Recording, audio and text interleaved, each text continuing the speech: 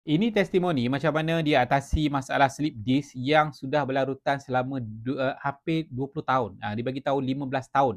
Nama dia Abang Kamal, duduk dekat Kajang. Jadi kalau anda first time tengok video ni, belum lagi subscribe, saya nak minta anda untuk klik butang subscribe lah. Okey, baik. Simple saja, dia datang dan dia bagi tahu dah sakit pinggang dia. So sleep disk, dia kerja sebagai seorang welder, dan bila sleep disk ni dia tak boleh selalu kerja lah, selalu cuti lah kan. Apa jadi pada seorang ayah yang selalu cuti kan, jadi tak dapat, biasanya welder ni digaji hari. Jadi tak datang kerja maka tak dapat duit lah. So benda tu saya faham stresnya. So jadi apa yang saya bagi? Saya bagi beberapa produk yang boleh bantu untuk legakan orang kata sakit saraf dia. Dia berlaku radang lah, basically bantu lancarkan darah, bantu kuatkan balik sel dia kan, lawan inflamasi.